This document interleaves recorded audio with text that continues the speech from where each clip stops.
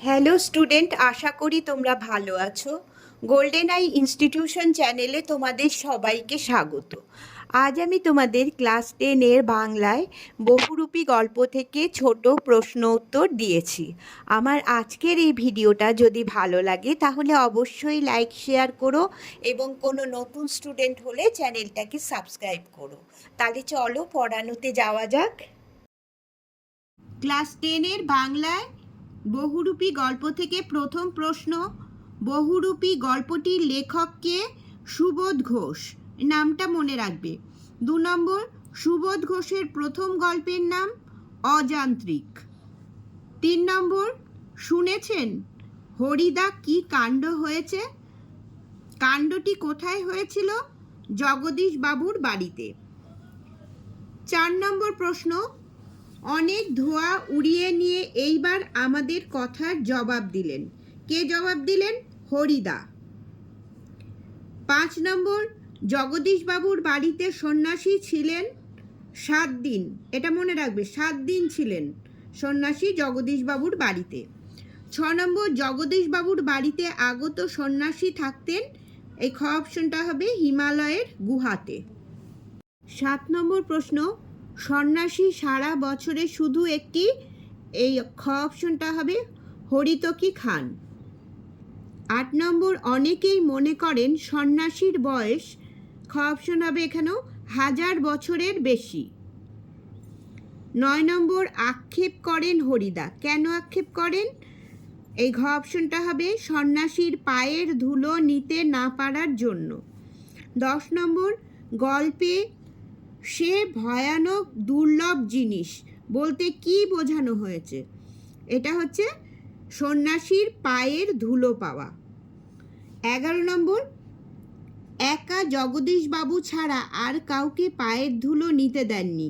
কে নিতে দেননি? সন্ন্যাসী। 12 নম্বর, কে সন্ন্যাসীকে নতুন খড়ম দিয়েছিলেন? এখানে হবে জগদীশ বাবু। 13 নম্বর, জগদীশ বাবু সন্ন্যাসীর ঝোলায় কত টাকা ফেলে দিলেন? 100 টাকা। ক অপশন। 14 নম্বর, গল্প শুনে খুব গম্ভীর হয়ে গেলেন হরিদা।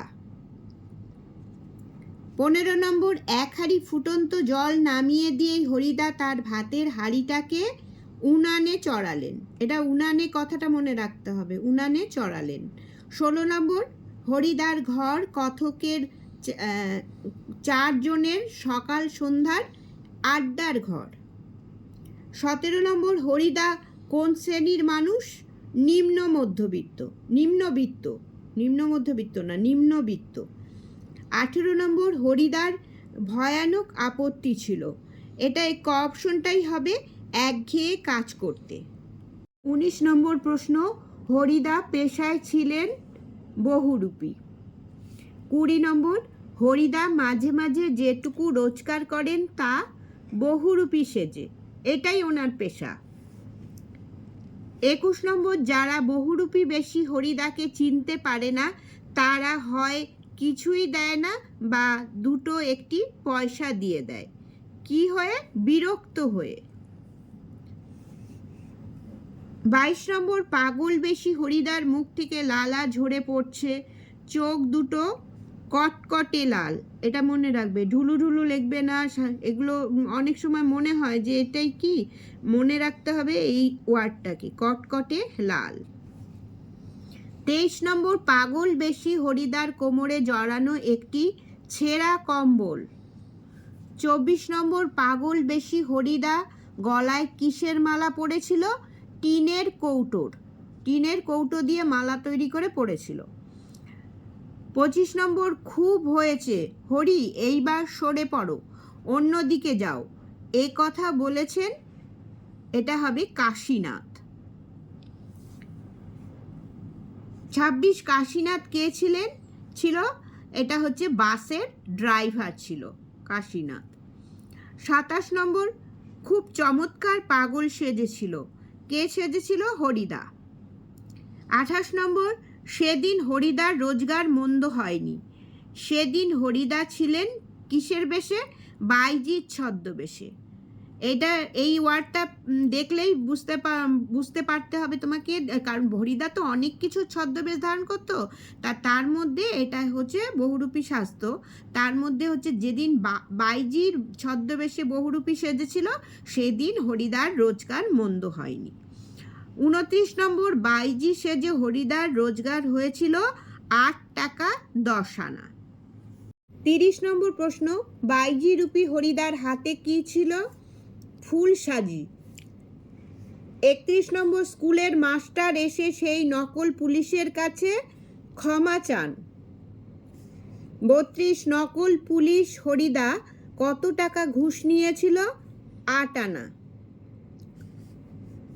33 নম্বর, বরং একটু তারিফই করলেন বা সত্যি ড্যাশ সেজেছিল হরি।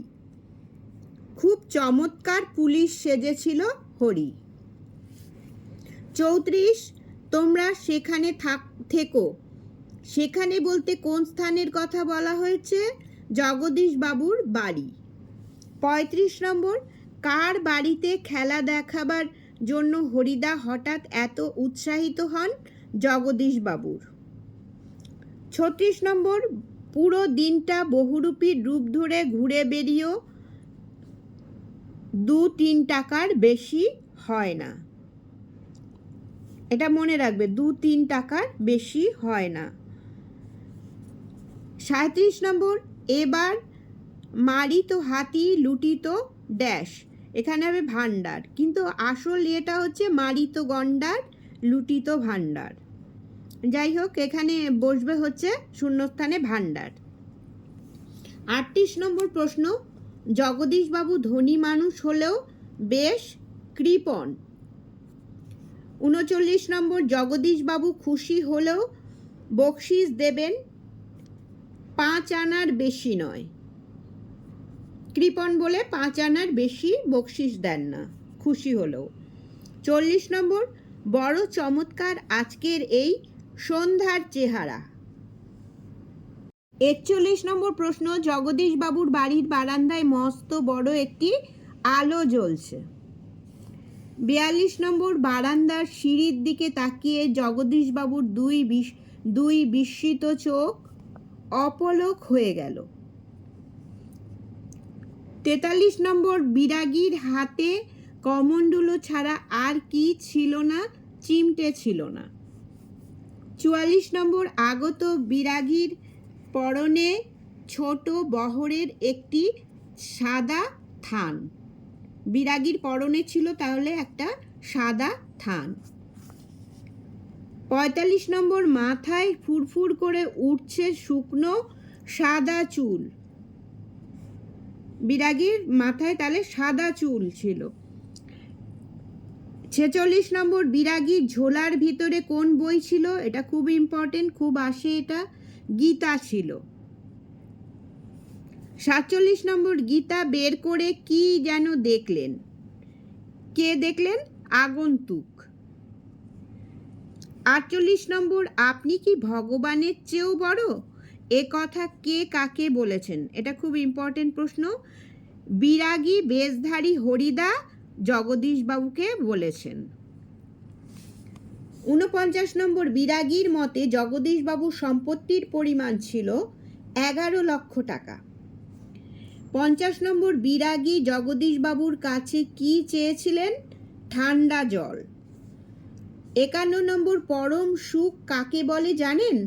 এখানে পরম সুখ হলো, এই ঘ অপশনটা হবে, সব সুখের বন্ধন থেকে মুক্ত হয়ে যাওয়া। 52 নম্বর প্রশ্ন, ওসব হলো সুন্দর সুন্দর এক একটা বঞ্চনা। ওসব বলতে বোঝানো হয়েছে, এই ঘ অপশন হবে ধন জন যৌবন। 53 নম্বর প্রশ্ন, জগদীশবাবুর হাতে থলির ভিতরে ছিল নোটের তারা, মানে নোটের গোছা আর কি। 54 নম্বর, জগদীশবাবু বিরাগীজিকে তীর্থ ভ্রমণের জন্য কত টাকা প্রণামী দিতে চেয়েছিলেন? 101 টাকা। 55 নম্বর প্রশ্ন, হরিদার মতে মানুষের বুকের ভেতর। 56 নম্বর, বিরাগীর মতে বুকের ভেতরই তার সব তীর্থ। 57 নম্বর, বিরাগী যেমন অনায়াসে ধুলো মারিয়ে চলে যেতে পারেন তেমনি অনায়াসে মারিয়ে চলে যেতে পারেন সোনা। 58 নম্বর প্রশ্ন, বিরাগীর 101 টাকার থলিটি পড়ে রইল সিঁড়ির উপর। 59 নম্বর, হরিদার ঘরের উনানের উপর হাঁড়িতে চাল ফুটছে। 60 নম্বর, হরিদার ঘরের মাদুরের উপর সাদা উত্তরীয় ছাড়াও পড়েছিল ঝোলা ও গীতা। খুব ইম্পর্টেন্ট প্রশ্ন এটা। 61 নম্বর, ছদ্মবেশী বিরাগী আসলে ছিলেন হরিদা।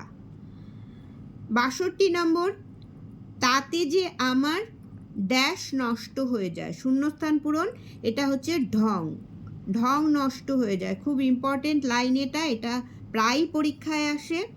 তাহলে তাতে যে আমার শূন্যস্থানে বসবে ঢং। 63 নম্বর, হরিদা আবার জগদীশ বাবুর বাড়িতে যেতে চেয়েছিলেন কেন?